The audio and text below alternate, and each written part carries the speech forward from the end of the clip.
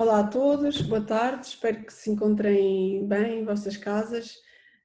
Antes de mais, para além de fazer parte da Comissão de Internos, sou interna de segundo ano de Cardiologia. O meu nome é Margarida Tentem, para quem não me conhece, e estou aqui excelentemente acompanhada pela doutora Miquela Anete, Boa tarde.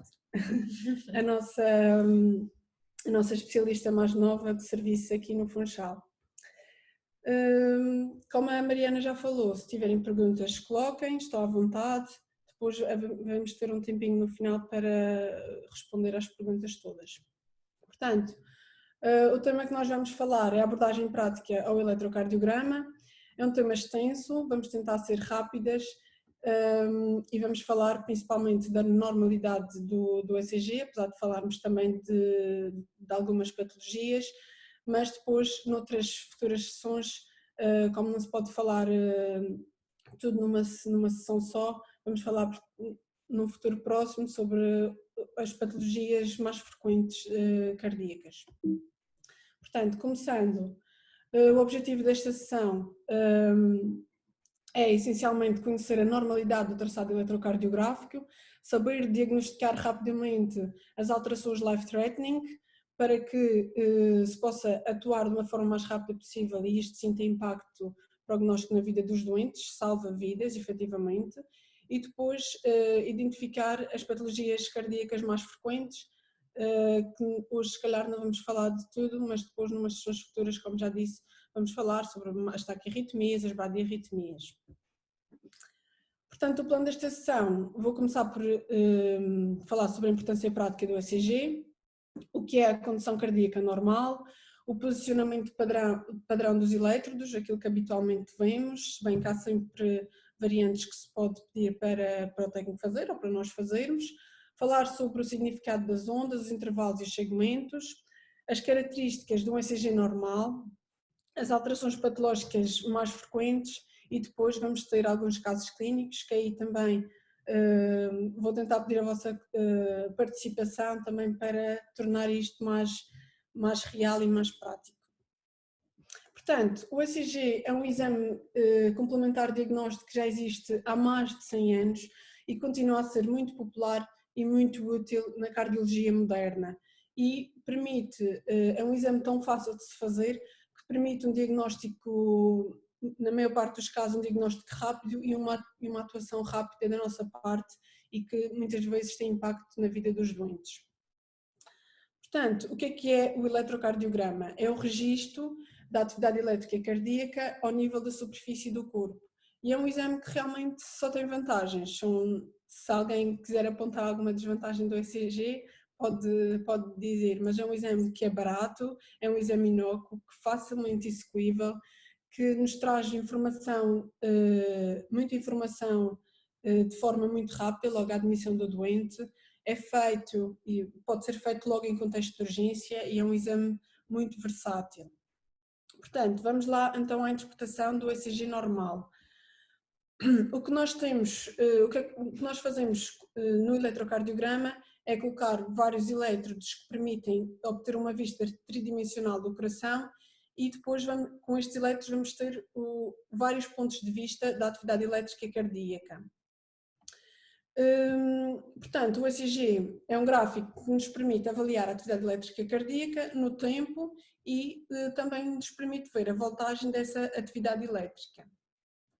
Falando um bocadinho mais desta parte mais teórica, que é importante saber para depois termos uma interpretação também mais fácil do ECG, apesar de que é a parte mais aborrecida da coisa. Portanto, o que acontece é que as células do miocárdio são facilmente excitáveis, são células que se encontram, quando estão em repouso, têm um potencial de ação negativo e depois, quando ocorre a despolarização, há uma troca de íons que positivam este potencial de ação e depois vamos ter a contração destas células, que nós chamamos a despolarização. A despolarização ocorre de dentro para fora, do endocárdio para o epicárdio, enquanto que a repolarização de volta ao potencial de repouso ocorre de fora para dentro, do epicárdio para o endocárdio. E assim, como vemos aqui nesta imagem, vamos ter uma corrente de despolarização, uma troca de de íons, que depois podem ver em casa com mais tempo, esta troca de íons que despolariza a célula e depois volta novamente ao potencial de repouso, ao potencial negativo, em que a célula relaxa, para depois voltar a um novo ciclo. Portanto, no coração nós temos um sistema cardionator, desculpem, nós temos um sistema cardionator que é responsável por toda esta atividade elétrica cardíaca. Começamos aqui pelo nosso marca-passo, que é o nódulo sinusal, é onde tem as células que se excitam com uma frequência mais elevada e por isso é que o nódulo sinusal assume o comando. À medida que descemos no coração, as células vão ter um potencial de excitabilidade a menores frequências, portanto, por isso é que o nódulo sinusal sobressai e acaba por assumir o comando e ser o nosso marca-passo, numa situação normal, obviamente. E, portanto, o estímulo começa ao nível do nódulo sinusal, passa até o nódulo auriculoventricular e aqui vamos ter a despolarização das aurículas, a contração auricular. Aqui está representada a aurícula direita e depois pelo feixe de Bachmann vamos ter a despolarização da aurícula esquerda, portanto vamos ter aqui neste conjunto a contração auricular.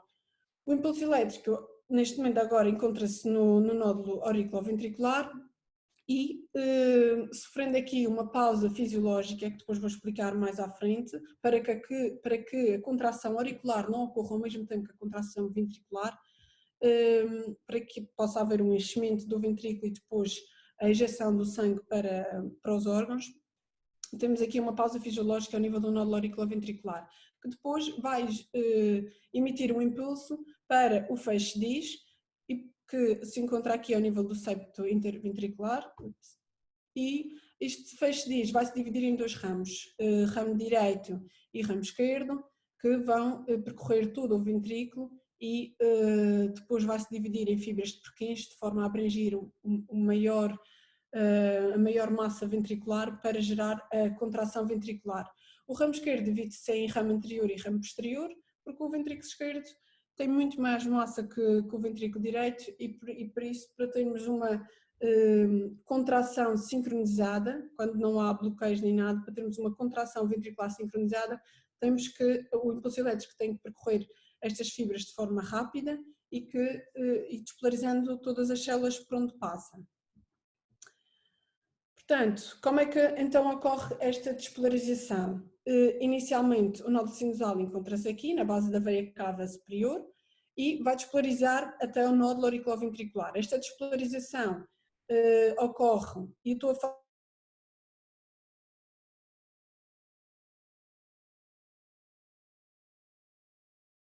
ver. Portanto, a despolarização auricular ocorre de trás para a frente, de baixo para cima e da direita para a esquerda. Ao nível do nódulo... Sim, de cima para baixo. Eu fiz o gesto e disse ao contrário. Está certo. Depois temos a despolarização do...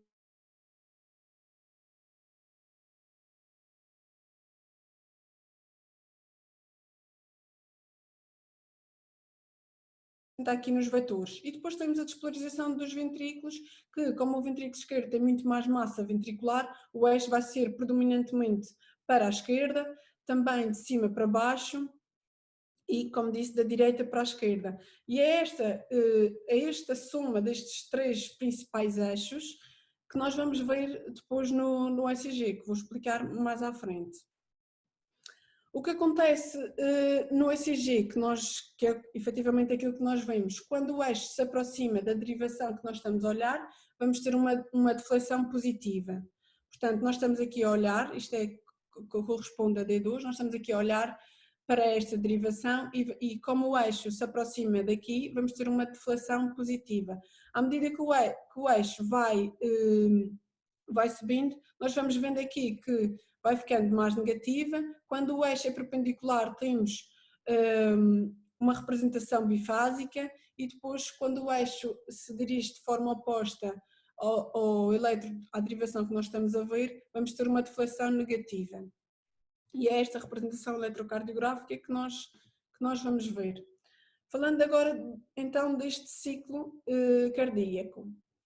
Portanto, começando aqui, vamos ter a despolarização do nódulo sinusal, que não se consegue ver ao nível do ECG, mas o nódulo sinusal, como disse, vai despolarizar as aurículas e vai haver a representação gráfica da onda P, que corresponde à contração auricular.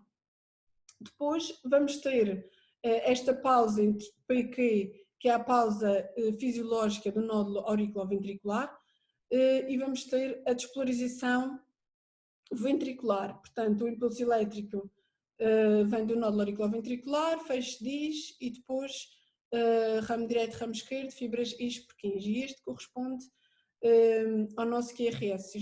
Já falei aqui da pausa do PQ e já estou aqui no nosso QRS. Corresponde à despolarização ventricular. E depois vamos ter aqui um novo segmento isoelétrico, o segmento ST, que corresponde ao intervalo de tempo entre a despolarização ventricular e a repolarização, e a repolarização é representada aqui pela onda T, que normalmente quando o QRS é positivo, a onda T também é positiva. Quando há estas alterações pode ser sinal de patologia. Mas pronto, e assim temos o ciclo cardíaco. Penso que isto foi só uma revisão geral daquilo que todos nós já sabemos. Falando agora também, penso que também todos já sabem, vou falar rapidamente das derivações.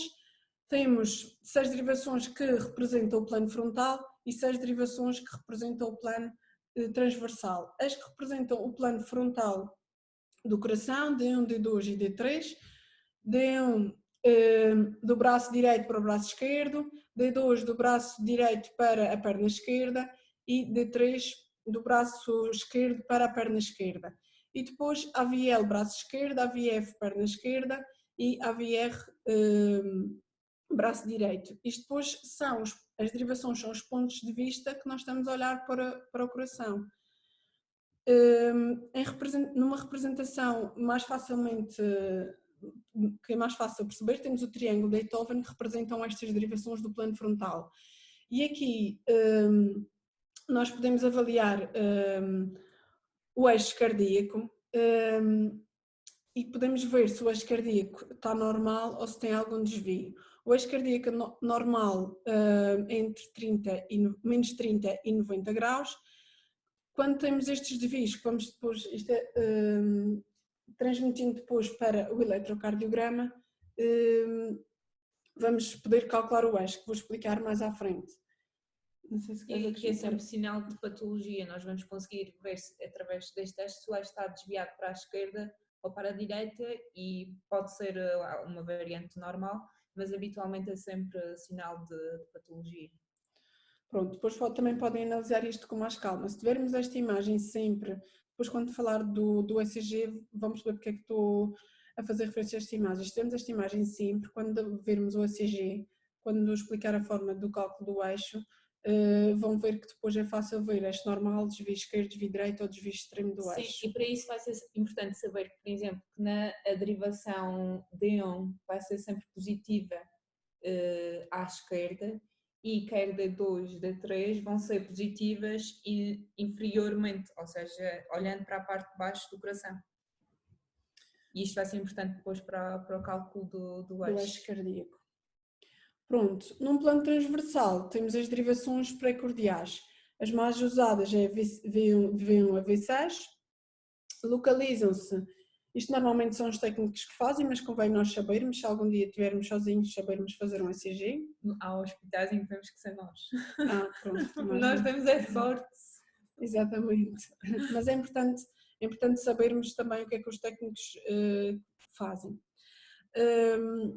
Portanto, V1 é colocado aqui no espaço, aqui está a representação gráfica onde se colocam os elétrodos, V1 aqui no quarto espaço intercostal à direita do externo, V2 no quarto espaço à esquerda e assim sucessivamente, V4 no quinto espaço na linha médio-clavicular, V3 fica no meio de V2 e V4, depois V5 e V6 seguem-se por aqui V5 na linha axilar anterior e V6 na linha médio-axilar. Depois há outras derivações que nos podem ajudar quando suspeitamos, por exemplo, de um infarto à direita, podemos acrescentar estas derivações direitas, ou de um infarto posterior, podemos pôr as derivações posteriores. Isto são variantes que podemos pedir ao técnico para fazer caso desconfie destas Sim, patologias. quando há um infarto, o doente queixa-se bastante de dor, que é até muito típica no infarto, nós olhamos para o ECG e não há nada, podemos pedir para ele fazer derivações, aquelas derivações posteriores, porque muitas vezes este território é silencioso, a derivação vai até à linha mediolaxilar e não consegue ver a parte infralateral do coração e, portanto, aquelas já conseguem ver melhor. Pronto, por exemplo, quando há Uma circunflexo CX, ocluída, sim. exatamente.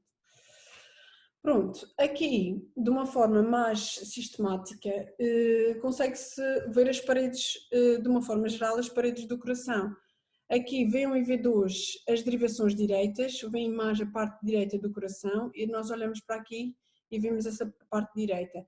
V3, V4 a parede anterior, V5 e V6 parede lateral e de D3, D2 e AVF a parede inferior. E nós ao olhar para aqui conseguimos ver, principalmente aqui falando mais do infarto, que é o que também se fala mais e que é life-threatening, que é importante nós sabermos identificar rapidamente, nós conseguimos ver pelas alterações, dependendo do território, qual é a artéria que está obstruída, no caso do infarto. Sim, porque, por exemplo, aqui este doente tem alterações em V1, V2, tem V3, V4, V5 e V6. O que é que nós podemos ver aqui? Nós, quando olhamos, vemos que V1 e V2, portanto vai estar a olhar para a parte direita e para a parte do septo, mas depois V3 também já olha para a parede anterior, V4 também parede anterior, depois V5 e V6 é a mais lateral e D1 e AVL também conjugam-se com as laterais. Nós sabemos que no infarto, por exemplo, tem que existir sempre mais do que 2 derivações com alterações. Então aqui o que é que nós diríamos? A parede anterior e lateral do coração está afetada, portanto se calhar o doente deve ter uma descendente anterior ocluída. Pronto, tem na mesma aqui para a hemodinâmica e fazer uma coronariografia urgente, que é o que nos vai dar depois realmente a confirmação.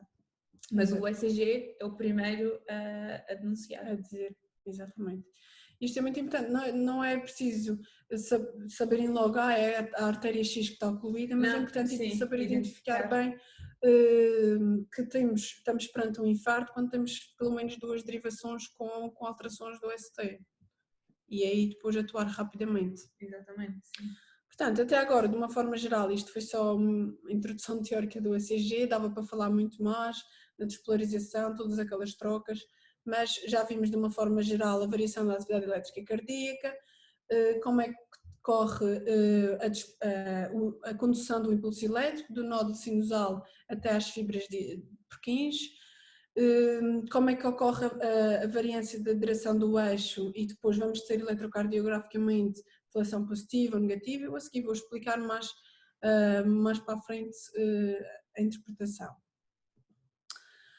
Portanto, uma coisa que nunca podemos esquecer de ver, que apesar de muitas vezes, como isto está tão padronizado e é feito sempre assim, ou quase sempre assim, mas é importante ver porque pode haver alguma falha no aparelho ou alguém descalibrou e é importante termos sempre esta atenção, que a fita do ECG tem de correr, porque a nossa interpretação diagnóstica está baseada neste padrão. Portanto, a velocidade da fita do ECG tem de correr a 25 mm por segundo, de forma que, como também já temos todos os intervalos que vou falar mais à frente padronizados, isto faz com que um quadrado grande tenha uma duração de 0,2 segundos e um quadrado pequeno 0,04 segundos, ou em milissegundos 240 milissegundos. E isto é o que depois vai nos permitir contar os intervalos e as alterações que nós vamos ver no ECG. Portanto, isto tem que estar padronizado para que depois as contas batam certas. Portanto, velocidade 25 mm por segundo e a voltagem. Também é importante ver que são 2 quadrados grandes, 10 mm, correspondem a 1 mV. Isto também é importante porque as ondas amplas também podem nos levar a pensar em diagnósticos que não são reais só porque há um erro da calibração. Portanto, antes de tudo, verificar isto sempre rápido. Isto está logo identificado no ECG, portanto, é só olhar e ver. E agora falando sobre as ondas, segmentos e os intervalos.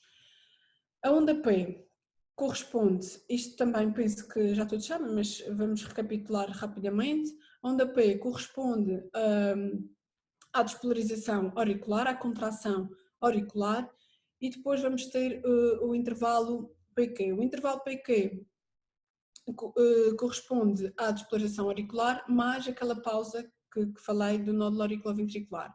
Depois vamos ter o QRS. O QRS corresponde à despolarização ventricular. Depois temos o segmento ST, que é um segmento isoelétrico, que é o intervalo entre a despolarização ventricular e a repolarização ventricular, e a onda T, corresponde à repolarização ventricular. Temos aqui vários intervalos importantes. O PQ, que já falei, vamos falar mais à frente na duração específica deste intervalo. Temos o intervalo QT, que também é importante, porque QTs curtos ou QTs longos podem também significar patologia ou iatrogenia.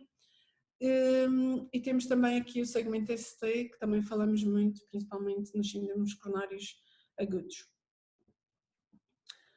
Portanto, a maioria dos erros às vezes ocorrem, os erros da nossa interpretação ocorrem porque não temos uma abordagem sistemática, e é isso que vou falar agora em seguida, é desta abordagem sistemática que, quando olhamos o ECG, não interessa ir ver logo o segmento ST, é importante seguir uma ordem para que nada falhe.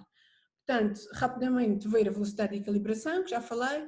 Em segundo lugar, ver o ritmo e a regularidade, ver se o ritmo é sinusal ou não, também já vou falar mais à frente, se é regular, se é irregular, calcular a frequência, ver o eixo cardíaco e depois olhar para estas ondas, para as ondas e para os intervalos e segmentos de forma ordenada, normalmente da esquerda para a direita, onda P, depois PR, QRS, ST e onda U, que às vezes aparece, e por fim o intervalo QT. É a seguir sempre esta ordem, não vale a pena olharmos logo, tem que ter longo, e não vemos se é ritmo sinusal, se não é ritmo sinusal, é importante termos sempre esta sequência bem na nossa cabeça. Isto também faz com o treino, vem de muitos ECGs, a gente estuda e depois se não pratica acaba por esquecer. Portanto, já falamos da velocidade e calibração, arrumado. Vamos agora falar sobre o ritmo. É importante ver se o ritmo é sinusal ou se não é sinusal. Quando é que o ritmo é sinusal? Quando temos uma onda P positiva em D2 e uma onda P sempre casada com o QRS, portanto temos onda P e o QRS logo a seguir. A melhor forma para ver a onda P, o melhor sítio para ver a onda P é em D2 e ela, para ser sinusal, portanto com origem no nódulo sinusal que nós vimos na outra imagem, para ter origem no nódulo sinusal e descer, consoante naquele primeiro eixo, está aqui representado, naquele primeiro eixo que vimos, que é este aqui da contração auricular, ela tem de ser positiva em D2, ela praticamente segue a derivação D2, que é esta que está aqui representada, e portanto ela tem de ser positiva em D2. E é no sítio mais frequente onde se vê. Também pode-se ver em V1, em que a onda T, em que a onda P pode ser positiva ou bifásica em V1.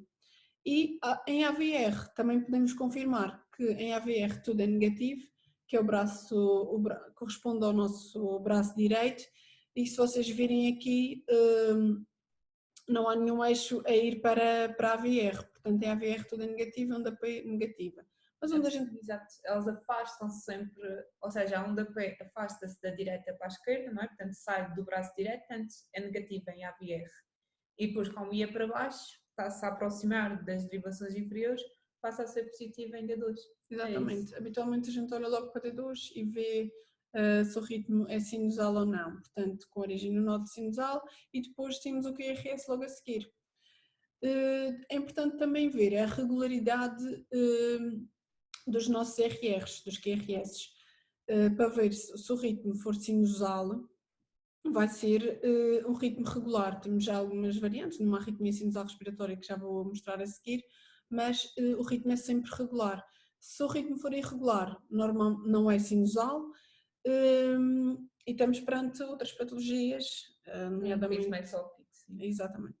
Quando a onda P não tiver estas características, significa que tem origem noutra zona da aurícula. Pronto, e aí é não sinusal, há uma arritmia. Exatamente. Queria falar aqui, alertar para a arritmia sinusal respiratória, que é um ritmo completamente benigno. é pouco frequente acima dos 40 anos, é mais típico dos jovens, é um ritmo sinusal, apesar desta variabilidade em RRs, vê-se sempre em D2 a P positiva, sempre casada com o QRS, podemos ver aqui na tira de ritmo que normalmente a D2 é sempre PQRS, PQRS, e temos esta variabilidade porque a variabilidade inspiratória, temos um aumento da frequência na inspiração porque há um aumento do retorno venoso, e então temos esta variabilidade, mas não deixa de ser um ritmo sinusal, ok? Na maior parte dos casos é sempre regular, tendo esta variante. A frequência cardíaca, como é que se calcula a frequência cardíaca? Normalmente os aparelhos já nos calculam automaticamente, é uma forma, olhamos rapidamente para lá e vemos, mas é importante sempre contar, porque às vezes o aparelho não é fidedigno. E como é que se conta? Como a tira de ritmo corre a 25 mm por segundo, vai percorrer, num segundo, percorre 5 quadrados grandes e num minuto vai percorrer 300 quadrados grandes. E como é que nós fazemos este cálculo? De uma forma rápida. Nós vamos contar quantos quadrados grandes existe em cada RR. Portanto, aqui temos 4 quadrados grandes e vamos dividir 300 por esses números de quadrados. Aqui tem 4, a 300 a dividir por 4. Vai dar à volta dos 75. Exatamente. Ok? Também há outra forma que é menos usada, que é calcular os quadrados pequenos e dividir 1500 pelos quadradinhos pequenos. Mas normalmente é sempre 300 a dividir pelos quadrados grandes entre cada RR. Isto no ritmo regular. Se o ritmo for irregular, há outra forma, apesar da máquina muitas vezes nos dar rapidamente, no ritmo irregular a probabilidade de erro da máquina ainda é superior. O que é que nós fazemos? Contamos o número de QRS que existem em 6 segundos, em 30 quadrados. Isto dá um bocado mais, perde-se um bocado mais tempo, mas é importante para termos a noção da frequência. E multiplicamos o número de QRS por 10, e isto vai nos dar a frequência. Portanto, aqui temos 6 segundos, temos 15 QRS, multiplicando por 10 dá 150 batimentos por minuto. Quanto ao eixo cardíaco, há várias formas de ver o eixo. A forma mais prática e mais usual, cada um pode adoptar a sua, mas vou falar da forma mais prática e mais usual, que é olhando para D1 e D2. Aqui rapidamente nós vemos o eixo cardíaco, se é normal ou se temos um desvio do eixo. Portanto, o normal, como eu já disse, é entre menos 30 graus e 90 graus, e aqui, portanto, D2 tem esta posição, e portanto é positiva inferiormente, e portanto numa perpendicular, este menos 30 corresponde a uma perpendicular de D2, portanto daqui para baixo D2 é positivo. E portanto quando temos D1 positivo, D1 é esta linha horizontal, quando temos D1 positivo, que é positivo aqui à esquerda, nós estamos a olhar o coração de frente, portanto isto é o lado esquerdo e isto é o lado direito. Quando D1 é positivo e D2 é positivo, que é aqui para baixo, o eixo é normal. É uma forma rápida de olharmos. E estou aqui a falar de D1 positivo, D2 positivo, é quando se olha para o QRS e ele é maioritariamente positivo. É isto que eu quero dizer. Portanto, quando temos o QRS, quando D1 é positivo e D2 negativo, vamos ter um desvio esquerdo do eixo. Quando D1 é negativo e D2 é positivo, aqui para baixo, vamos ter um desvio direto do eixo. Quando os dois são negativos, como vemos aqui, vamos ter um desvio extremo do eixo. Isto é importante para vermos as alterações patológicas no coração, e também às vezes temos variantes do normal, por exemplo, doentes muito altos, têm o coração assim mais vertical, vamos ter um eixo mais vertical, aqui ao nível dos mais 90 ou até aqui nos 100. Não significa patologia, é simplesmente uma variante normal. É importante sempre vermos o doente que temos à frente. Bem como doentes muito obesos, em que o abdômen empurra o coração para cima, podemos ter o coração apontado mais aqui para o lado esquerdo e até podemos ter um desvio esquerdo do eixo. É preciso sempre vermos o doente que temos à frente. Depois, a seguir, vão ficar com os slides e podem ver isto com mais calma, porque isto também é muita informação para depois interiorizar tudo logo. Depois vêm com mais calma, isto vão ver que é uma forma muito rápida, olhar para D1 e D2 e ver-se logo se o eixo é normal, se há desvio, se não há desvio, de forma a que vejam a CG rapidamente e veem o eixo de forma muito rápida. Aqui exemplificando, desvio esquerdo do eixo, portanto, D1 é positivo, D2 negativo, desvio esquerdo do eixo. Quando o desvio direito, quando temos D1 negativo e D2 positivo, desvio direito do eixo. Quando os dois são negativos, desvio extremo do eixo. Isto depois vem melhor. Temos aqui exemplos de causas que provocam estes desvios. Pode ser, como já disse, uma variante do normal. Quando temos um desvio esquerdo do eixo, é muito frequente associarmos a hipertrofia ventricular esquerda, temos mais massa ventricular esquerda, que faz com que o eixo seja predominantemente mais esquerdo. E depois também acontece nos infartos. Os infartos, como as paredes que estão a sofrer isquemia, o eixo vai para o lado oposto à isquemia. Por exemplo, num infarto inferior, a parede inferior do coração está a sofrer isquemia, o eixo vai para cima e para a esquerda. Okay? Por isso, no infarto da parede inferior, podemos ter um desvio esquerdo do eixo, mas também vamos ver alterações do ST nas derivações inferiores, não é só isso que vemos no ECG. Desvio direito, hipertrofia do ventrículo direito. Ou então, habitualmente, quando há sobrecarga pulmonar, como no caso de um TEP, de um pneumotórax, ou mesmo de um doente com DPLC, habitualmente é esse o motivo. Pronto, também pode acontecer, tal como a Margarida já tinha explicado, num infarto da parede lateral em que o eixo vai para o tecido saudável ou oposto, vai para o lado oposto. Exatamente. Pronto, falando agora, já falamos no ritmo, na frequência, no eixo, agora vamos falar das ondas e dos segmentos e intervalos. Portanto, onda P corresponde à contração auricular, como já disse, e temos o nódulo sinusal está na aurícula direita, portanto vamos ter primeiro contração da aurícula direita, isto é quase ao mesmo tempo, mas temos contração auricular direita e auricular esquerda, e nós vemos assim aqui a onda P. A onda P deve ser inferior a 3 quadradinhos pequenos, inferior a 120 milissegundos, e temos, quando temos alterações tanto da amplitude, que também deve ser inferior a 2 quadradinhos e meios pequenos, quando temos alterações vamos ter também aqui patologia por trás. A onda P às vezes passa-nos despercebida, mas às vezes dizem muita coisa. Portanto, onda P normal inferior a 120 milissegundos e de amplitude inferior a menos 0,5 milivolts, portanto inferior a 2,5 quadrados pequenos.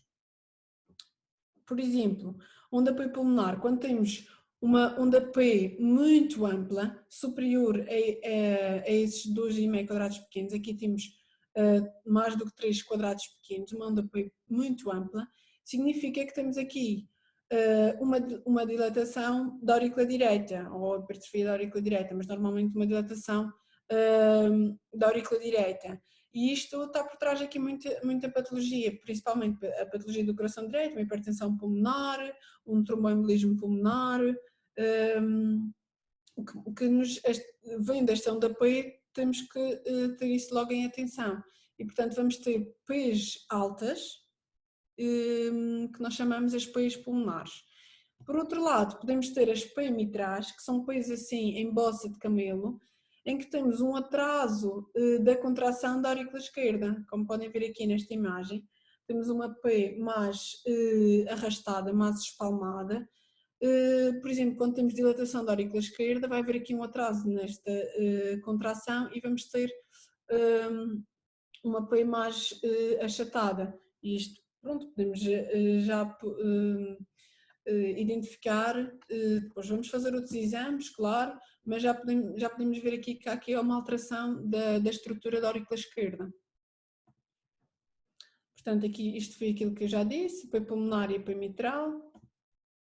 Agora o intervalo PR. O intervalo PR é o intervalo entre o início da onda P e o início do QRS. Este intervalo normalmente dura entre 120 milissegundos a 200 milissegundos e corresponde ao conjunto da contração auricular e aquela pausa do nódulo auriculoventricular.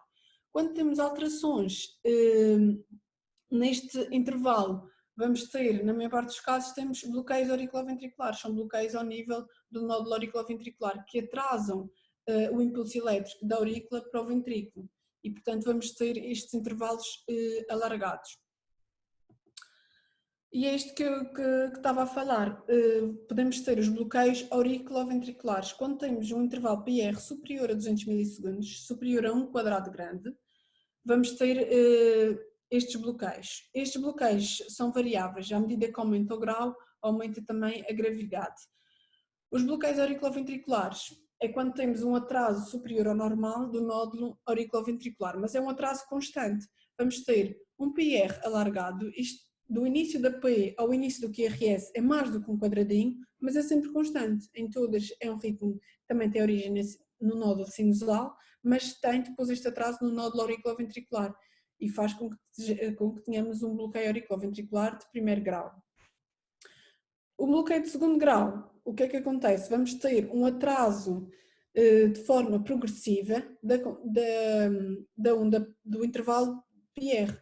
Portanto, vamos ter, até podemos ter inicialmente um PR normal, que é no limite até um quadradinho grande, que depois vai aumentando, à medida que vai ocorrendo o ciclo cardíaco, vai aumentando, até que, em alguma, vai aumentando até que há uma altura em que a onda P não é conduzida para o ventrículo, ou seja, o estímulo não passa do nódulo auriculoventricular para baixo.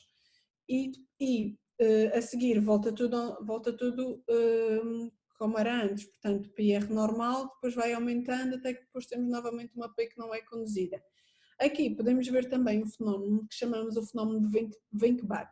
E a definição do fenómeno é que temos um bloqueio de segundo grau Mobitz 1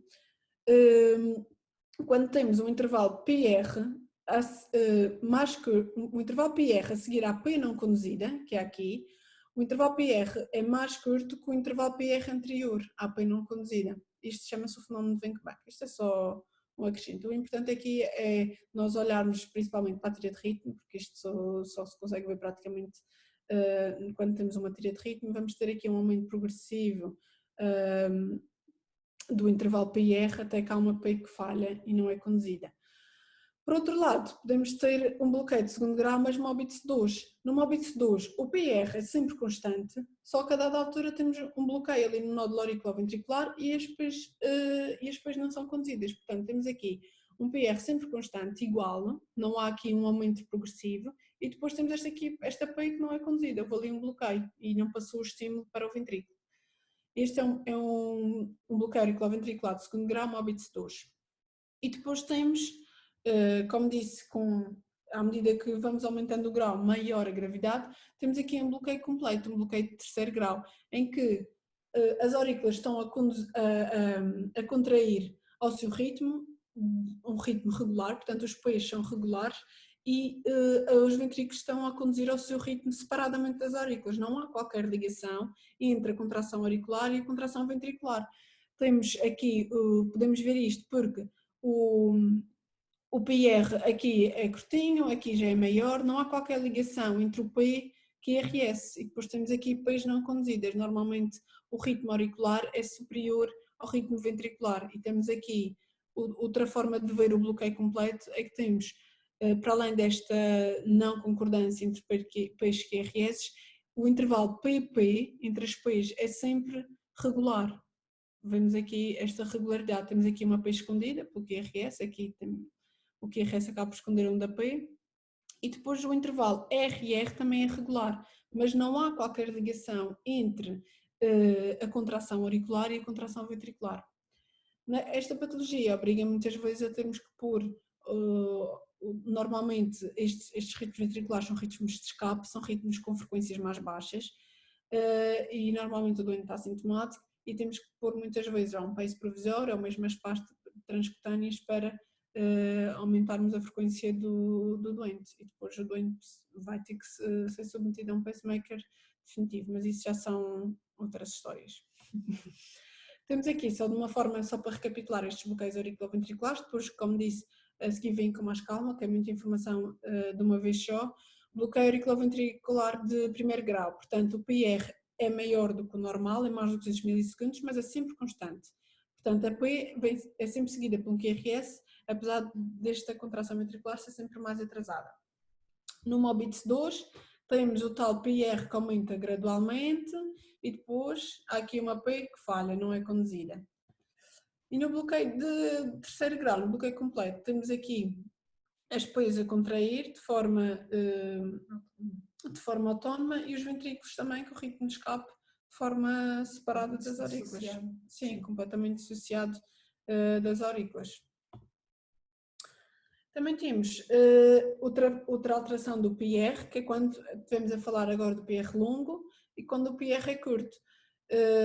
Vou falar agora só desta patologia que vemos algumas vezes, que tem o nome de Wolff Parkinson-White, que é quando temos uma pré-excitação do ventrículo, porque ocorre, em vez do estímulo ir pelo nódulo sinusal, fez-diz e assim sucessivamente, vamos ter uma via acessória que liga a aurícula ao ventrículo e pré-excita o ventrículo. Portanto, nós vamos ter a contração auricular e depois o estímulo, em vez de ir pelo nódulo auriculoventricular, vai para uma via acessória que faz esta pré-excitação ventricular. Mas depois, entretanto, continua a haver o impulso elétrico e depois apanhamos aqui o QRS a seguir a normalidade do QRS, mas temos aqui este empastamento que nós chamamos de onda delta. Mas isto depois a seguir, se fizermos outras sessões sobre... Sim, falamos melhor. Mas sim, habitualmente, quando há um PR curto, habitualmente é sinal de uma via acessória, porque o síndrome do QT curto é uma entidade mesmo muito, muito rara. Portanto, a partir é sempre é isto. Por isso é que é importante ver sempre a duração dos segmentos e dos intervalos e das ondas. Continuando, falando agora do QRS, penso que também já sabem, quando nós...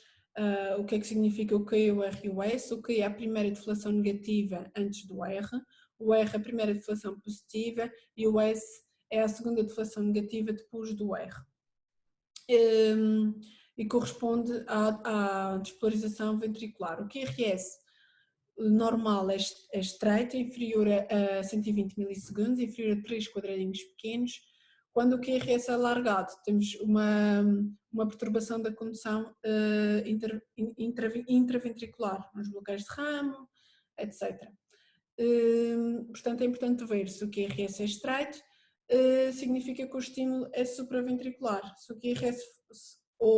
QRS for alargado, o estímulo pode ser ventricular, mas também pode ser supraventricular com algum bloqueio de ramo. Pronto, basicamente é importante ver se é estreito ou se é alargado. Temos aqui várias morfologias do QRS, isto dependendo do sítio também que estamos a olhar, o QRS também vai variando. Por exemplo, dando aqui o exemplo das patologias mais frequentes que se encontra, que é o infarto, que é o infarto, aqui não vamos falar do infarto, vamos da despolarização normal, sim. Olhando sempre para D2, como eu disse, inicialmente, depois da contração auricular, vamos ter a despolarização do septo, e a despolarização do septo ocorre nesta direção, e por isso é que, olhando para D2, para aqui para baixo, vamos ter uma deflação negativa. O eixo quase que se afasta, é perpendicular, mas afasta-se mais, por isso é que é negativa. Mas é só numa fase inicial, que é a despolarização do septo. Exatamente. A seguir, a despolarização ocorre desta forma, como se vê na imagem, o eixo começa a desviar-se para a esquerda e para baixo. Exatamente, e vamos ter a deflação positiva em D2, estamos sempre a olhar para D2. E a seguir, a despolarização vai seguindo com uma parede mais espessa do ventrículo esquerdo, vai seguindo aqui para a parede lateral e vamos ter o S, vai se afastando de D2, como veem aqui. E depois, no fim, temos o ventrículo todo despolarizado. E depois vamos ter o segmento isoelétrico, o ST, etc. Continuando. Não sei se queres falar aqui dos critérios de hipertrofia. Sim, porque aqui isto é importante. Nós tínhamos visto que era importante olharmos sempre para a amplitude das ondas. E isto equivale também para a amplitude do QRS, porque muitas vezes quando nós tivermos uma amplitude muito superior à do normal, significa que aquele doente pode ter uma hipertrofia ventricular, que depois se vai confirmar com o ecocardiograma, mas que o próprio eletrocardiograma já mostra. Por exemplo, um dos critérios que nós utilizamos mais é o critério de Sokolov-Lyon para a hipertrofia do ventrículo esquerdo, em que, desculpa, não tinha aparecido depois. Como é que nós vemos estes critérios? Nós olhamos para o QRS do V5 ou V6 e vemos que realmente ele está muito amplo, temos aqui uma onda R muito alta, e então nós contamos os quadradinhos do R de V5 ou V6 e juntamos aos quadradinhos do QRS de V1 ou V2.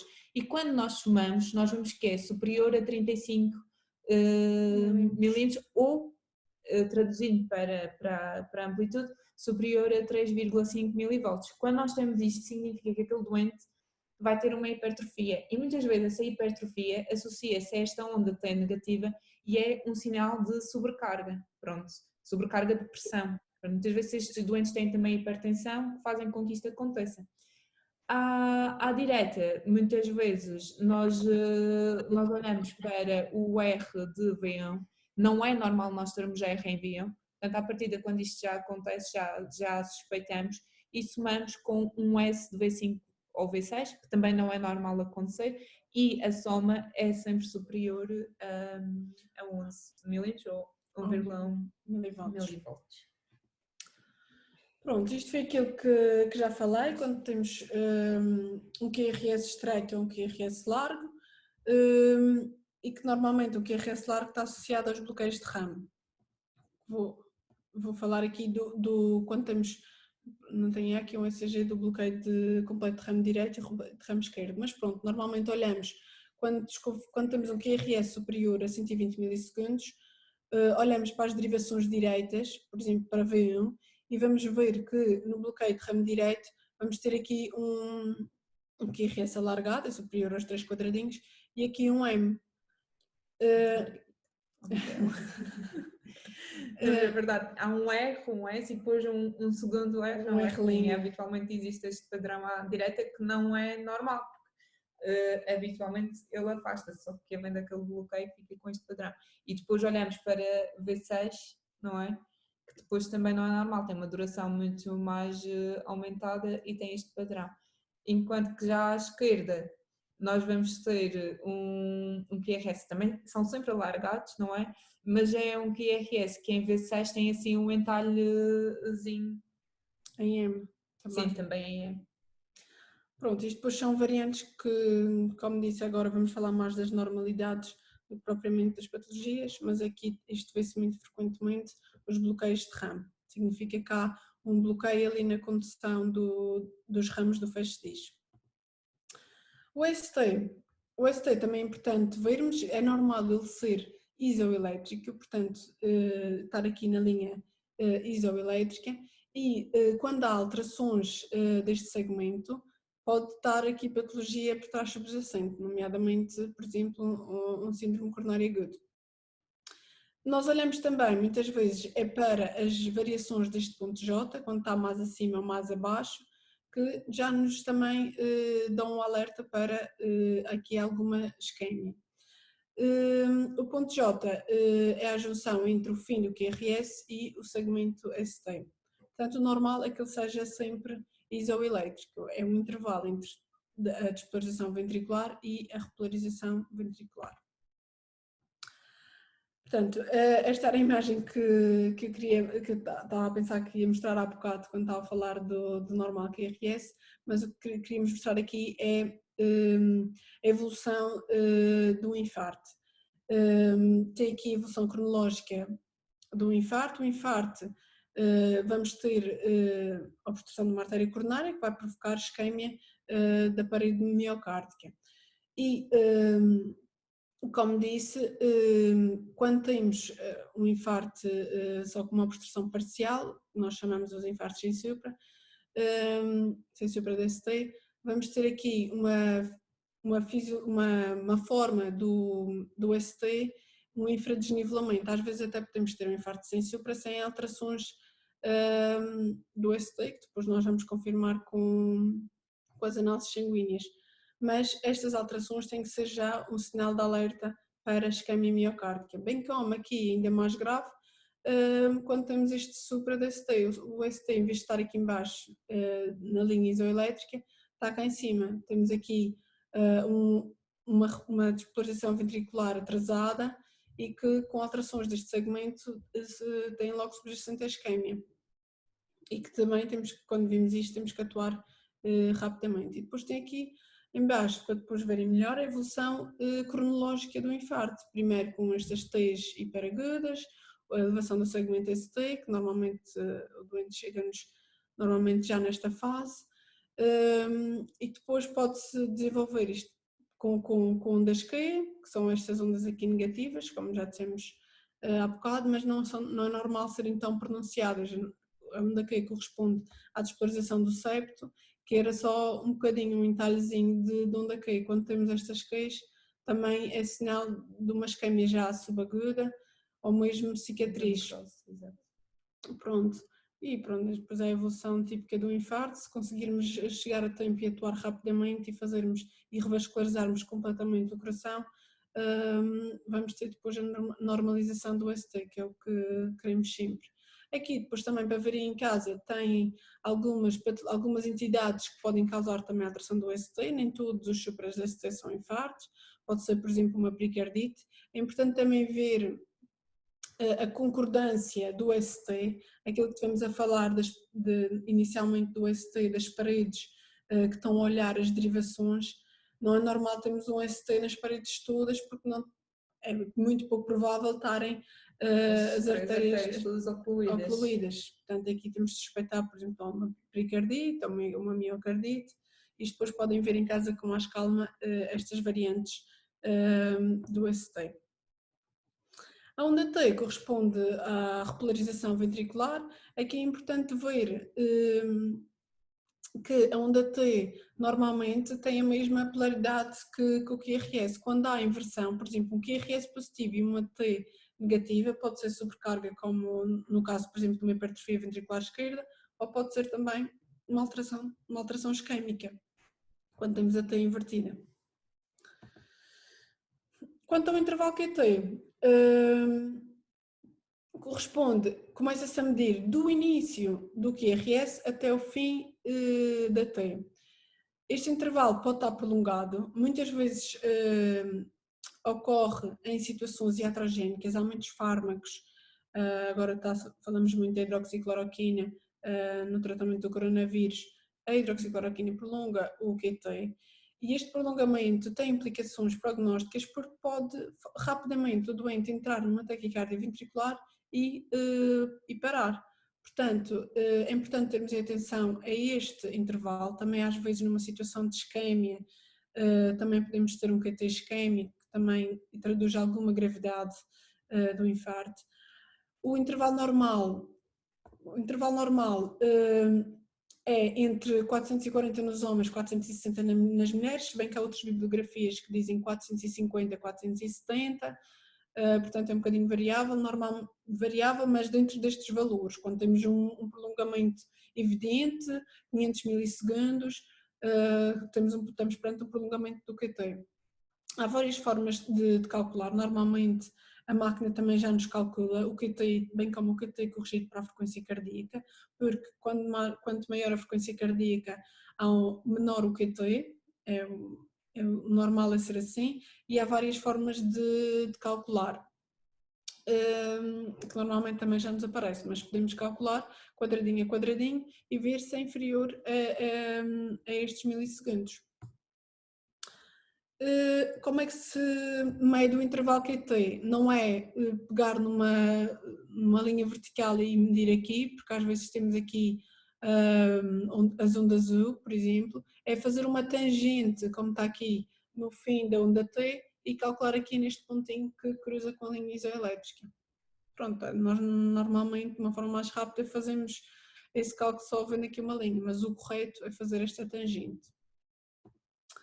Hoje aqui também para verem em casa algumas causas, tanto farmacológicas, portanto iatrogénicas, que provocam o prolongamento do QT, ou mesmo, por exemplo, um AVC hemorrágico, vemos muitas vezes isso, outras causas de QT curto também, os distúrbios hidroeletrolíticos que estão muito frequentemente associados a alterações do QT, bem como do ST, depois podem ver isto em casa melhor. É importante ver sempre o doente que temos à frente e rapidamente também fazer uma gasometria, ver logo se há algum distúrbio hidroeletrolítico que possa estar a causar aquela alteração. Sim, muitas vezes corrigindo a alteração, o QT é corrigido. Por exemplo, nas hipocalemias, corrigindo a hipocalемia, o QT também vai acabar por diminuir. Exatamente. Onde raramente vemos, e quando vemos normalmente está associado a uma hipocalemias grave e a bradicárdia. É uma entidade que é importante ter atenção, às vezes doentes com hipocalemias de 2.2, 2.3 podem ter esta onda U que aparece depois da T, que não se sabe bem a origem, tem aqui várias hipóteses de origem, mas que às vezes aparece normalmente nestas situações. Portanto, recapitulando isto tudo de uma forma rápida e o importante também aqui desta sessão é que tenhamos sempre esta sistematização e que saibamos ver cada um destes passos, mas que se interiorize esta sistematização, que é o que muitas vezes está associado a erros de interpretação. Portanto, ver rapidamente a velocidade e equilibração, ver o ritmo, a frequência e a regularidade. Isto vimos logo inicialmente, a sinusal se não é, o cálculo da frequência, ou se é irregular ou se é irregular. Calcular o eixo cardíaco, olhar logo rapidamente D1 e D2, ver se o eixo está normal ou se tem algum desvio, olhar para a onda P e depois olhar para as ondas e os segmentos da esquerda para a direita, olhar da onda P, depois PR, QRS, ST, onda T intervalo QT. A onda U aparece naquelas situações, mas até não é muito frequente se observar. Agora vamos para casos clínicos. Tem alguns são rasteiras, mas outros também são algumas patologias que nós não falamos aqui tanto, porque isto foi mais para falar sobre a normalidade do ECG, mas vamos a isso. Só que agora, como já sabem o que é normal, vão conseguir identificar o que é anormal. Exatamente. E depois nós falamos na próxima sessão. Exatamente. Se tiverem dúvidas, vão escrevendo no chat, ou então podem mesmo ligar o microfone e perguntar. Portanto, caso clínico número 1, temos um estudante de medicina do terceiro ano da faculdade que sentiu palpitações quando saiu do exame e foi logo rapidamente para a urgência, muito preocupado, já sendo ele um pouco hipocondríaco, fazer um ECG para ver o que é que se passava com ele e porque é que estava a sentir aquelas palpitações. O que é que vocês acham então deste caso clínico? Importante começar pelaquela sistematização. Aqui não estamos a ver a calibração e a velocidade, mas... Eles estão todos bem calibrados. Exatamente. Começar pelo ritmo, frequência, eu não sei se, Mariana, estás aí? Sim, estou aqui. Pronto, não sei se agora podemos ter algum tipo de interação com o chat. Ainda ninguém respondeu. Como não? Estão a escrever ainda. Portanto, o ritmo é sinusal ou não é sinusal? É sinusal. Olhamos para D2 e vemos aqui P positiva, seguida de QRS. Estava a dizer ritmo sinusal, sim. Muito bem. Pronto. Agora, é regular ou não é regular? Vamos esperar um bocadinho. Regular. Regular, muito bem. E agora a frequência. Como é que vamos calcular a frequência? Como eu disse, uma forma rápida de calcular, dividir 300 pelo número de quadrados grandes. Temos aqui, nós fazemos rapidamente de cabeça, mas 1, 2, 3 quadradinhos. Portanto, fazemos 300, 150, 100, não chega a 3 quadradinhos, está um bocadinho acima de 100. Portanto, a frequência normal, a frequência quando o nó sinusal é o nosso marca-passo, é entre 60 a 100 batimentos por minuto. Exatamente, isto é um bocadinho acima de 100. Se fosse 3 quadrados completos, era a frequência exatamente 100, mas temos aqui menos do que 3 quadrados, portanto vai ser um bocadinho acima de 100. Portanto, está um bocadinho acelerado, não acham? Agora já estão a pôr 120, 120. E o que é que acham então? O que é que tem esta CG? É uma taquicardia, é uma bradicardia? Alguém respondeu É taquicardia alguma? sinusal, taquicardia sinusal. Exatamente, muito Boa. bem. Escreveram. Portanto, é um ritmo que não tem qualquer. É uma coisa benigna, ele simplesmente está mais ansioso. Este estudante de medicina fez o exame, está mais ansioso e está um bocadinho mais acelerado. Nada de patológico. O resto do ECG, o ST, a onda T, é tudo normal. Ok? Temos aqui a onda R a progredir de forma positiva nas derivações pré-cordiais. Caso clínico número 2. Portanto, isto é um ECG de rotina, pedido por um clube a um desportista. Este ECG é de um desportista. O que é que vocês acham deste ECG? É um jovem desportista. Vamos agora olhar então para o ritmo. É sinusal ou não é sinusal? Olhando aqui para D2. Vou dizer ritmo sinusal. Sinusal, exatamente. bem.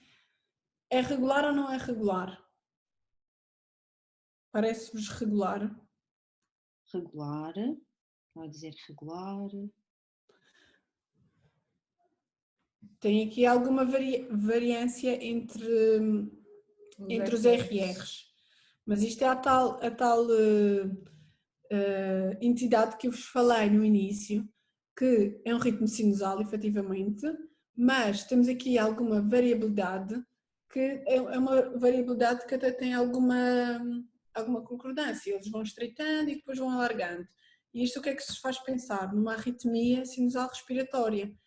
Porque, como disse, é frequente nos jovens, vermos nos jovens, acima dos 40 anos é pouco frequente vermos. É um ritmo sinusal porque vê-se bem as PQRS, PQRS, tudo normal. E depois temos estas variâncias, porque há um aumento de reflexo da frequência cardíaca, do estímulo do nó sinusal, na inspiração, porque há um aumento do retorno venoso e o coração bate um bocadinho mais rápido, mas depois, quando ocorre a expiração, volta outra vez normal. E o diagnóstico disto é uma arritmia sinusal respiratória, varia com a respiração. Vamos ao próximo. Não sei se alguém disse arritmia sinusal aí no chat.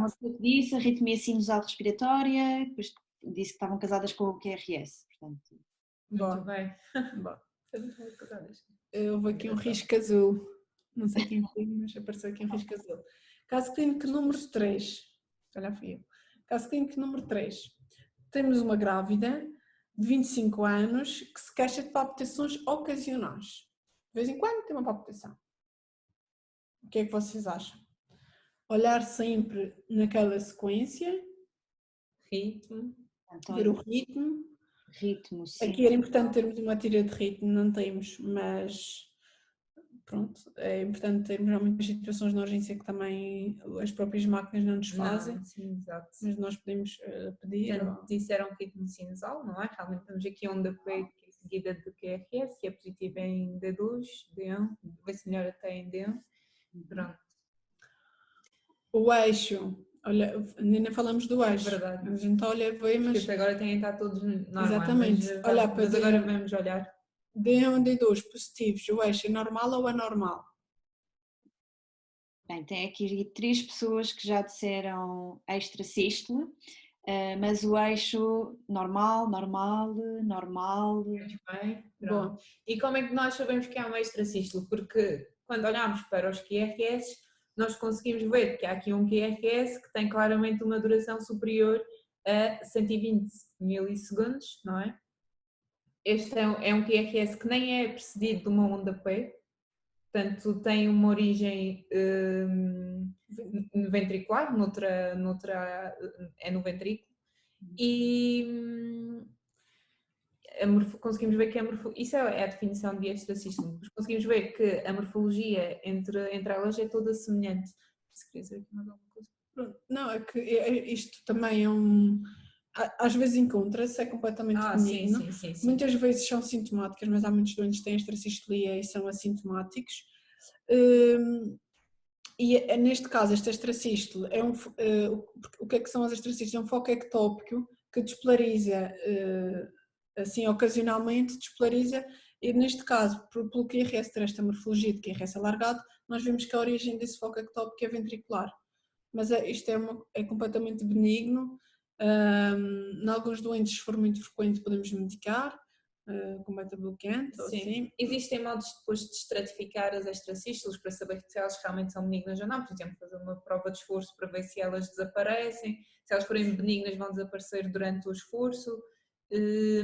Podemos ver o impacto que depois que elas têm na função cardíaca, se tivermos uma função cardíaca e muitas extracístoles. Por exemplo, o Walter vai mostrar a quantidade, o burden de extracístoles que nós vamos ter ao longo das 24 horas e se elas forem muito frequentes, elas podem depois ter impacto na função cardíaca e depois são todos os exames complementares que se vão fazer ao ECG.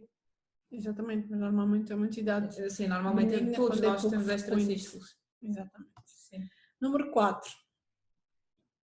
O que é que vocês acham? Portanto, ritmo, é sinusal ou não é sinusal? Vamos dar uns segundinhos para eles responderem. Conseguem identificar ondas P's seguidas de QRS? Sinusal, há pessoas que já estão a dizer flutter, não sinusal.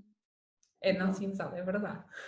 E é um flutter. Depois, a seguir, quando falarmos das taquirritmias, que também é um mundo e vai ser outra sessão longa, vamos falar mais sobre, neste caso, o flutter, uma taquirritmia supraventricular. Sim, realmente nós não conseguimos individualizar a onda P, não é? Não há uma P seguida de QRS e o que nós vemos é que existem estas ondas em dentes de serra, não é? Que são as ondas F, que realmente são a tradução de uma macro reentrada que existe ao nível do coração e que nós chamamos de flutter auricular.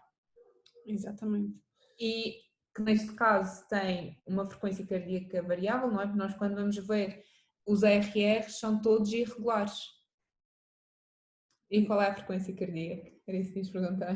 É preciso fazer aquele cálculo de contar os RRs nos 6 segundos e depois multiplicar por 10. Ok? Pronto, depois contamos. Aqui. Próximo caso. Caso clínico número 5. Temos um doente, 55 anos, com tonturas ocasionais e algumas vezes até são seguidas de síncope. O doente cai, desmaia e perde a consciência e depois recupera rapidamente. O que é este ritmo? Olhar, ver o ritmo, se é sinusal, se não é sinusal, ver a regularidade. Nós conseguimos ver aqui que estes aqui são Sinusal. É sinusal, temos aqui PQRS, mas qual é a alteração que se vê aqui neste ECG? O eixo normal, D1 positivo, D2 positivo. Bloqueio auriculoventricular. Certo. E agora, o que é um bloqueio auriculoventricular? Nós vemos aqui que quando o PR, contração auricular, e depois o tempo que o impulso elétrico está no nódulo auriculoventricular, é diferente. Este PR é diferente deste. Ok? Olhando aqui para a tira de ritmo, D2 é mais fácil. Este PR é diferente deste, vai aumentando. Até que temos aqui uma P que não tem o QRS à frente. Qual é esta entidade? Qual é este? É um bloqueio auriculoventricular, portanto aqui a aurícula contrai e depois é bloqueado o estímulo, não passa para o ventrículo. Qual é o nome deste bloqueio? Qual é o grau deste bloqueio? Há aqui uma pessoa que diz, aliás duas, bloqueio auriculoventricular segundo grau, MOBITS 1, BAV segundo grau, MOBITS 1. Exatamente, é uma MOBITS 1, temos um aumento progressivo do PR e depois temos aqui uma P que já não é conduzida. E temos o tal fenómeno de Wenck-Bach, que é quando o PR seguinte à P não conduzida é inferior ao PR anterior à P não conduzida. Isto chama-se o fenómeno de Wenck-Bach, que expliquei há bocadinho. Se fosse um MOBITS 2, nós tínhamos um PR sempre constante, sempre igual, e depois uma P que não é conduzida. Ok? Isto num doente assintomático pode ser até normal, não é? Principalmente se acontecer à noite, em que há períodos de maior vagalidade. Mas tendo em conta que este doente já tinha desmaiado, não é? Já tinha tido síncopes até, seria um doente até para ficar internado e para ficar com vigilância e com telemetria, porque possivelmente este é um MOBITS, é um BAV de segundo grau uma obstrução, mas que pela degenerescência do sistema cardionator até pode ter ocasiões em que evolui para graus maiores e que realmente bloqueia completamente e dá síncopes. Próximo caso. Temos aqui um doente, um homem de 60 anos, que vem por uma dor precordial. É esfumador. É esfumador, Desde obeso, diabético, e que chega-nos à urgência e vem por uma dor precordial. E vocês rapidamente, o enfermeiro da triagem ativou a via verde coronária e o técnico, como o ECG tem de ser feito nos primeiros 10 minutos, e o técnico fez logo o ECG. E vocês identificam o quê? Um infarto agudo do miocárdio, STEMI, com supra-DST, STEMI. Muito bem. Exatamente. E de onde? Inferiores. Alguém está a dizer Okay. infarto agudo do O miocárdio. que é inferior? Então aqui, temos aqui o supra-DST nas derivações inferiores, D2, D3 e AVF. Ok, então temos aqui infras em espelho. Pronto, mas qual era o ritmo? Alguém disse aqui ritmo sinusal. Bom. É que muitas vezes, não sei se ias dizer isso, mas muitas vezes estes infartos inferiores estão associados a bloqueios AVs. E depois também é sempre importante saber se o doente, se o ritmo é sinusal ou se é uma fibrilação auricular. Pronto, isso depois vai ter impacto na escolha da terapêutica para o doente. E na gravidade do infarto, porque o sistema cardionator também pode sofrer isquemia se atingir a zona onde passa o sistema cardionator e depois dá os bloqueios, que ainda aumenta a gravidade do infarto. É importante também tentarmos localizar logo se há uma parede específica do coração, porque como também disse, por exemplo, numa pericardite, podemos ter um suprageneralizado e isso não é um infarto. Portanto, é preciso ver se conseguimos identificar também uma parede, mas antes alarmar a mais do que a menos. Portanto, se vocês suspeitam que há uma alteração, apesar de não estou a ver onde é que há a parede, aqui este é fácil de ver, é um infarto inferior, mas alarmar logo e chamar ou pedir ajuda ou atuar no algoritmo do infarto, para ativar a via para o doente ir para o cateterismo direto, ativar a equipa de hemodinâmica. Caso clínico número 7. Temos um senhor de 75 anos, que também vem como outro senhor com quadro de síncopes repetidas. Ele até foi bater à boxe da cirurgia porque fez um traumatismo crânioencefálico e a cirurgia pediu um ECG e depois chamaram a cardiologia porque viram este ECG. E o que é que vocês dizem sobre este ECG? Muito bem, então vamos começar se calhar. Este é desta semana. Sim, isto é desta semana, é verdade. Já está tratado.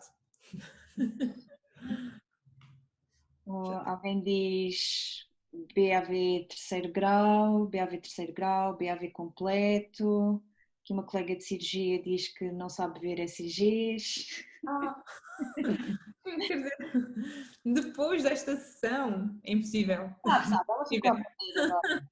Isto depois, quando partilhar, depois podem ver até pelos slides, é mais fácil do que começar a ler um livro do início ao fim, para ver as principais coisas, as principais entidades que obriguem a chamar logo a cardiologia.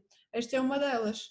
O doente está com frequências muito baixas, ok, tem uma frequência à volta dos 40 batimentos por minuto, está assintomático e para além disso, este é um bloqueio de terceiro grau, um bloqueio completo. Nós vemos aqui que não há qualquer, aqui não tem tira de ritmo, mas não há qualquer concordância entre o PQRS, tem o intervalo é super variável e depois, para além disso, vemos que os PPs, os intervalos PPs, são constantes, há uma contração auricular separada da contração ventricular. O PP, temos aqui este P, os P's, a contração auricular está a ocorrer de uma forma mais rápida que a ventricular, mas ao seu ritmo, e temos a contração ventricular, este escape ventricular também a ocorrer ao seu ritmo, completamente dissociado da contração ventricular. Então temos aqui uma P que ocorre ao mesmo tempo que uma contração auricular que ocorre ao mesmo tempo que a contração ventricular. Este entalhozinho aqui é uma P, até podemos ver aqui por esta sequência. esta entidade é para chamar a cardiologia porque o doente vai precisar de um pacemaker, ok? Próximo caso. Este vê-se muitas vezes, é uma entidade muito frequente, aumenta com a idade, e temos aqui também uma senhora de 65 anos que recorre ao serviço de urgência por palpitações. Vamos aguardar um bocadinho pelas respostas.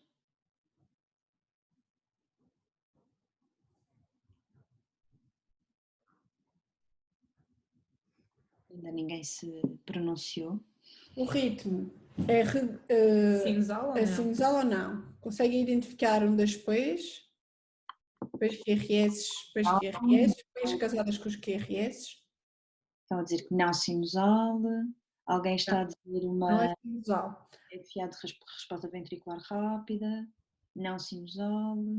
Boa, é um ritmo irregular. Vocês veem que aqui os RRs são irregulares, ok? Apesar de estar rápido e às vezes parecer que são todos seguidos, se pusermos aquela regra da folha para ver se os RRs são iguais, vemos que aqui não são iguais, são irregulares e tem uma frequência rápida. Qual é a frequência?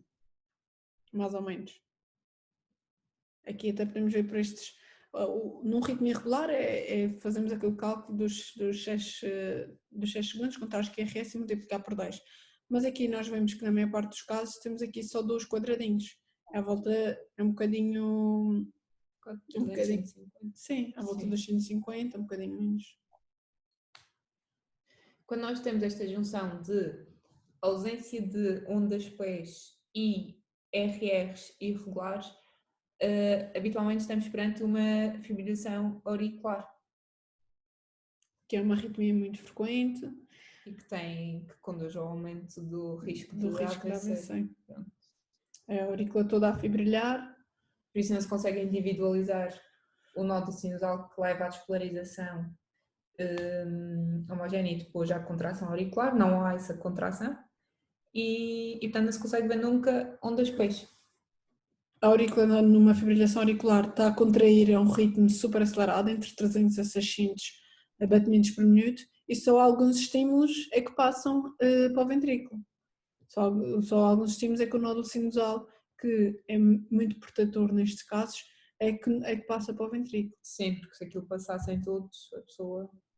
Aqui, depois a fibrilação é outra entidade que vamos falar, depois não está aqui arritmias, também depois a abordagem terapêutica, diagnóstica, esta fibrilação é muito frequente e está muito associada, como a Miquela disse, ao risco de AVC, que é a principal causa de morte em Portugal. Último caso clínico número 9, este é engraçado. Portanto, temos um jovem de 30 anos que também recorre ao serviço de urgência por palpitações. É uma mulher. Os sintomas da cardiologia são sempre dor, cansaço, desmaio, palpitações. Sempre à volta do mesmo. O ritmo é não sinusal, embora também não me dê para ver assim. Não se consegue ver peixes, muito bem. Peixes com QRS. Vou dizer que é irregular. Muito bem, verdade, concordo. E acham que, pela morfologia do QRS, isto é supraventricular ou ventricular? O início do estímulo. O QRS é estreito ou é largo? Supra, toda a gente a dizer supra até agora. E a frequência cardíaca? Estreito. E a frequência cardíaca superior a 100 ou normal? Ou... Frequência superior a 150, frequência cardíaca 150, 150. Até é quase mais do que 150, porque tem um quadradinho aí no meio. Portanto, é uma taquicardia, não é? Que à partida tem uma origem supraventricular, não é? Porque não se consegue, são os QRS que são estreitinhos, não é?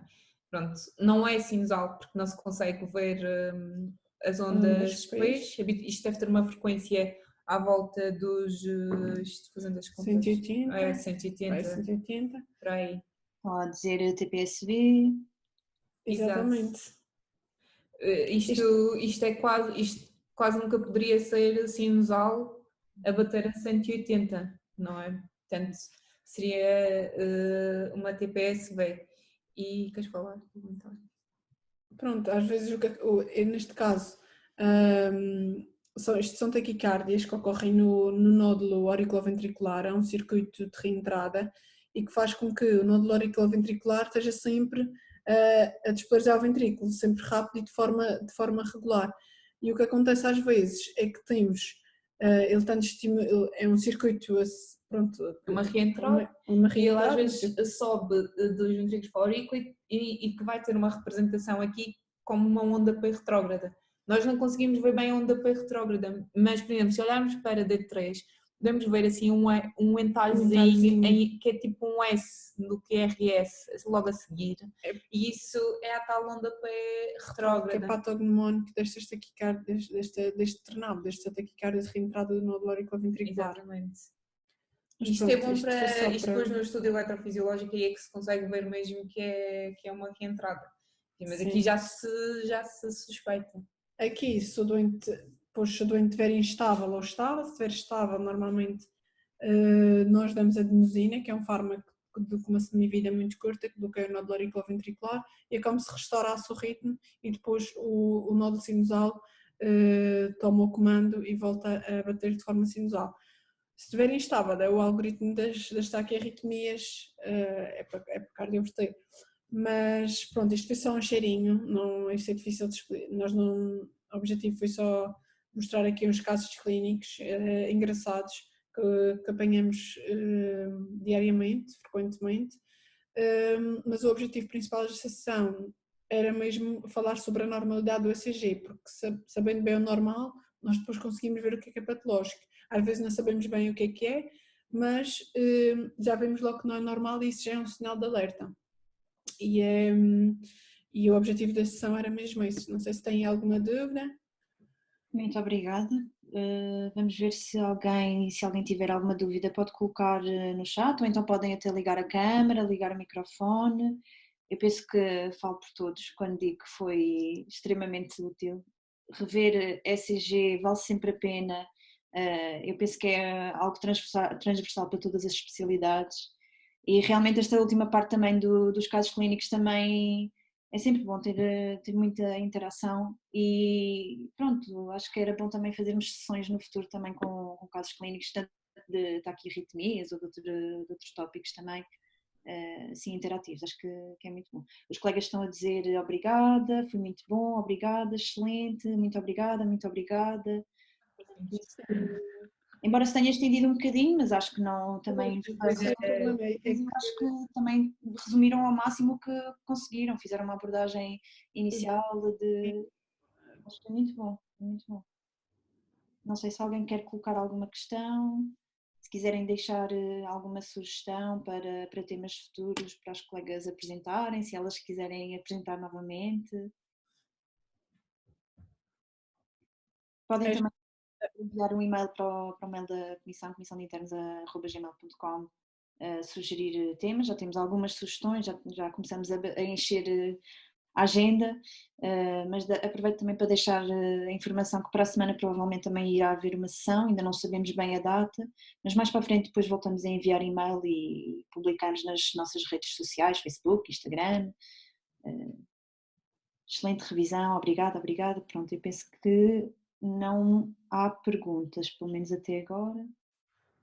Depois tem aqui também algum suporte para passar assim os olhos rapidamente. Claro que isto implica sempre, para perceber bem as bases, implica sempre algum estudo da parte mais teórica, mas assim com os slides que depois vamos partilhar, sempre fica um cheirinho para consultar rapidamente a parte do ECG normal.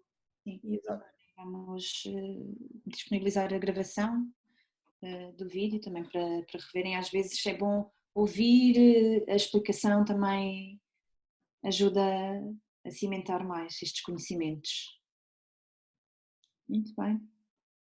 Bem, não havendo perguntas, acho que vamos dar por encerrada esta sessão clínica. Obrigada novamente, Margarida e Micaela, por terem estado presentes. Foi excelente a apresentação. Voltamos a ver em breve, virtualmente, para uma nova apresentação, se quiserem, está bem? E obrigada a todos também por terem participado. e quem pediu o certificado de presença irá receber mais para a frente, mas o vídeo também já vai ser partilhado em breve, está bem? Não sei se querem deixar mais alguma mensagem final, Margarida, Micaela.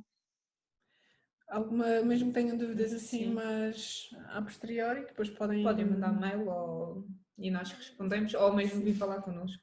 Sim, nós andamos por aí no hospital, terceiro nascente, no serviço de cardiologia. E depois, se calhar, também vamos fazer outras sessões. Sim, acho que ter uma ação só de taquicardias e outra de bradicardias também é importante. Sim. E mas depois também conseguimos ter mais casos práticos e é bom para sedimentar. Sim, exatamente. E mesmo depois a abordagem terapêutica também. Sim, exatamente. Se dividirmos, conseguimos depois ter exatamente. a abordagem em cada uma delas. Vai faltar é só tempo, mas vamos conseguir fazer estas sessões todas. Também acho que sim. Muito obrigada então novamente. Obrigada. Obrigada. Tchau.